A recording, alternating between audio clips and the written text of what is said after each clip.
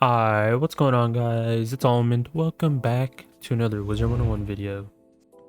In today's video, we're going to be going over KI Live, and I'm going to just just condense it down into one video. Instead of you guys just watching like an hour or 2 hour live stream, I'm just going to talk about the important parts, in my opinion, that they talked about on the KI Live regarding their upcoming birthday, some Pirate 101 stuff, and just generally just the important stuff that they talked about.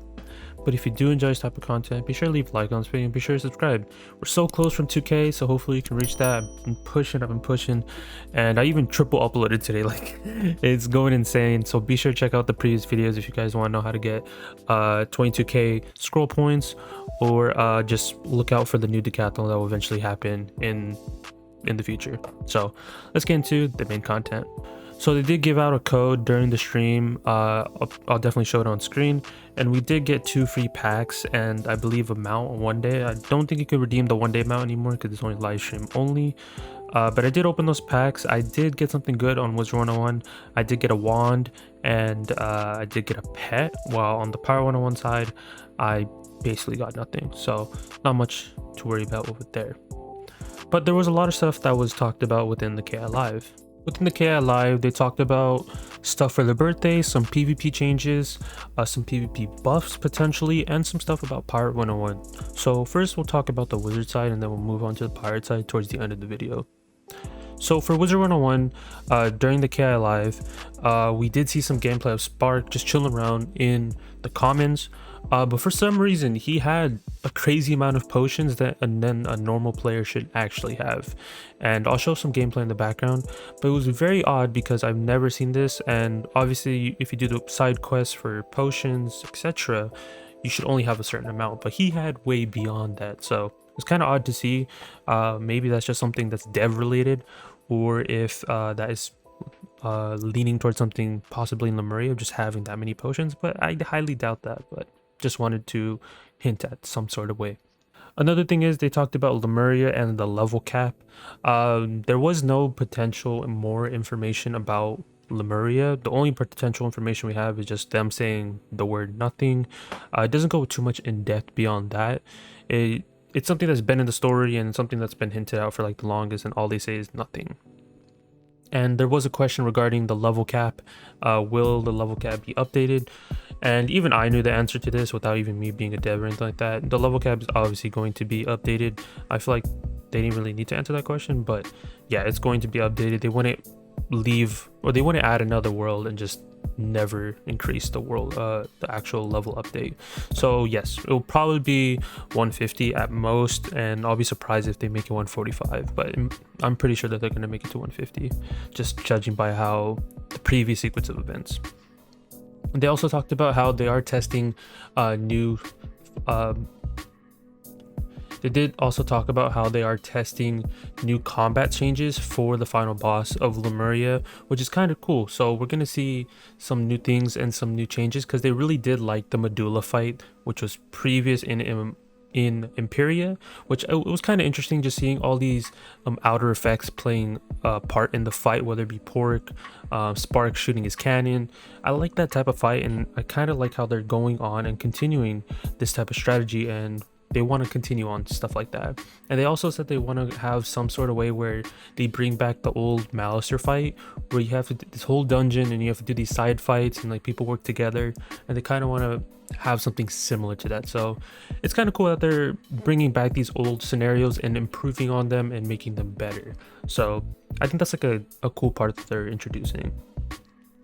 Another thing that they also did talk about was the report system. I'm not going to go too much in depth in that because I already have a video scheduled, I believe tomorrow or the day after, whenever this video comes out, regarding the report system. But basically at the moment it's limited for only members, so people who have paid subscriptions for Wizard101 can only report people, because people would always keep spamming reports in PvP matches or just in general in the comments for no reason.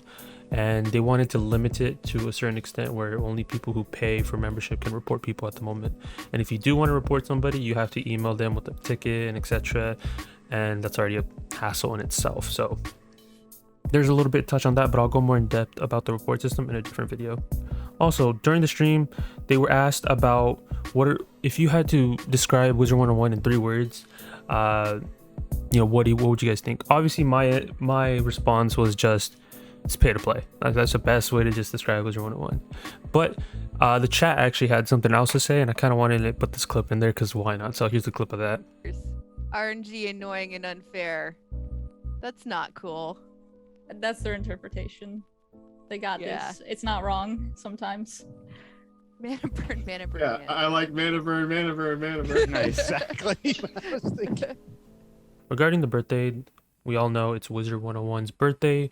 It's the 13th birthday / anniversary, and a lot of people are wondering what's going to be happening, what's going to be upcoming in this actual birthday. Or is there something looking forward to? Is there a quest line? There actually isn't going to be a quest line, and there's actually a clip I got from the stream, so you guys can see a little bit more in depth of what they actually talked about for the birthday. So here's that clip. All right, to answer the question, so we did for the 10th birthday, we had that big quest line, a lot of cool stuff going on. We had a lot of giveaways through the different departments. There was a really big ornate deal that took us months and months to do. We're not doing that big of a thing this year. We are 13 and it's not quite the same as 10, but I do have a couple brand new things coming out for everyone to be able to get, whether purchased or given away. Some of those things are going to depend on how long you've actually had your account. So if you've been around with us from the very beginning, you get something a little different than someone who just started this year. So Rabbit announced that there's going to be an introduction of leagues in PvP, which got a lot of people hyped because now you can actually play with people without rank. It's in its own way, so like diamond ranks, platinum ranks, etc. like that. So they're changing up the whole system for PvP, so like an elo, and a lot of people are excited for that. So here's that clip as well. I'm going to be very careful to stay exactly on the script as I have it written here. We are still working through what we want for all of the various ways that players can currently PvP. So Artie and I are calling this concept we're working on leagues. And basically a league is a way for us to categorize a particular kind of PvP with its own set of rules. So for example, 1v1 ranked, which includes all levels, is what we're calling our Premier League. We'll have a league for level 50 underplay, and things like team PvP or tournaments would simply be a variation of a league. So we'll set those up. So right now we're kind of focused on 1v1 ranked for our 5th age launch. But once we have that solidly down behind us and we feel like it's in a good place, then we'll start looking at adding leagues for other kinds of play, and we're building the tech now that we need that we can do that. So it's kind of like the way the events work now. So Decathlon or Beast Moon, we can just spin up a new PvP event and that has its own special rules for it. So we're pretty excited about what we're building behind the scenes here. So just stay tuned for that. Fast combat was also talked about within the live stream, and it's something I've brought up a lot within my streams or just in general. Is they're eventually going to be taking the fast combat from Pirate101 and just slapping it on Wizard101. But Falmea actually had this to say instead. Mason, have you guys ever thought of adding fast combat in Wizard as a toggle option, just like there is in Pirate? I'd say there's differences in how combat works to the point where we wouldn't necessarily want to employ that particular solution.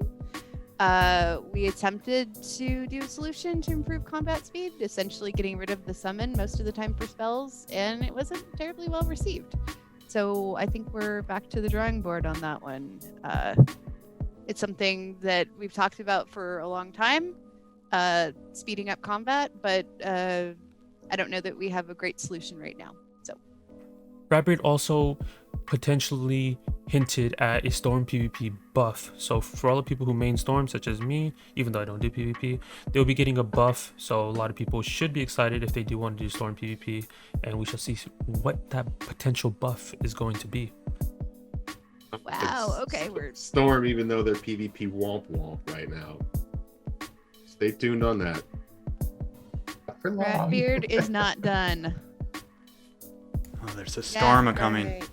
DCS and Falmea also talked about how when they were potentially making Wizard101 free in a scenario where just Wizard City, it actually lowered their engagement. And they talked a little bit more in depth about the clip and just branched out into the topic and explained why they don't want to do that again, or potentially hinting at something that's going to be happening in the future. muted there. Yeah, when we did run the Wizard City free the first time around, we actually saw less engagement and people doing less things and going not even going as deep into the story as when the normal paywalls were there. I've actually been working on trying to figure out new places to put them and if we need to shift them around or not to see if we can actually get people a little further through the game and keep people engaged in the way that we want to keep people engaged. Coming up here soon, I will be running another test of a couple different things, so look out for that. And there is that other thing going on right now, but I don't know if we're talking about that quite yet. DC has also announced that retired gear is not going to be coming back, and he further explained it in a certain scenario where they would be coming back, but it wouldn't be exactly the same.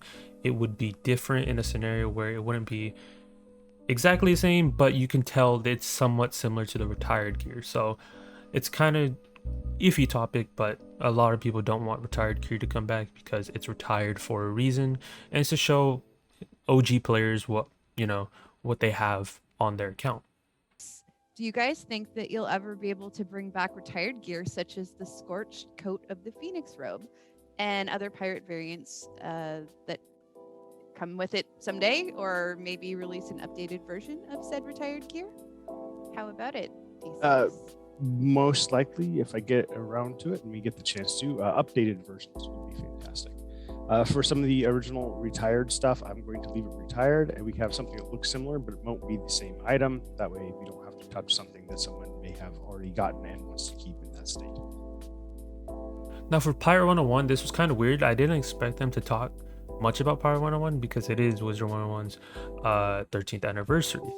But Rapper got a question regarding Hockey Lee's, Monkey King, and Catbeard's promo, and it was leaked a long time ago about their promos. So he kind of explained a little bit more in depth about that, and also maybe El Dorado soon. Who knows? Everyone knows it's not going to be happening anytime soon. It's potentially going to be Croc or Polaris if the game ever gets an update. So he talks a little bit more about that. Hercules or Catbeard.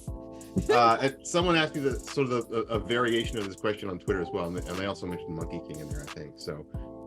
So many years ago when I was still working on Pirate101 as a system designer, I had planned out exactly where each companion would get their promotion, and they were designed to be spaced out from the time that you acquire them plus a few levels, and to make sure that like all your promotions weren't coming out one on top of another, so that they were spaced out so you always had something to look forward to. And I always felt like if we just gave a bunch of those companions their promotion early because of where the current level cap happened to be, that in some ways I felt like that was closing a door. So to answer your question in the best way that I can with Falmea literally sitting right here, I would just say that I am still looking forward to giving promotions to all those great characters. Is that safe and fair? Still looking forward to it. And looking forward to seeing more about the story, and looking forward to getting to El Dorado and all sorts of things I'm still looking forward to. Oh, wow. Okay. Ratbeard. Shush. I had to keep going until you started to look nervous. So you can cut me off anytime now. All right. Thanks. Yeah. Chat, that is not El Dorado confirmed. I assure you. He's just looking forward to something that might not happen. No, joking. Okay, more questions. Should I talk about the daring raid on Wizard City? Oh no! Oh my gosh. No, leave things a surprise. All right. Leave the Wizard City alone.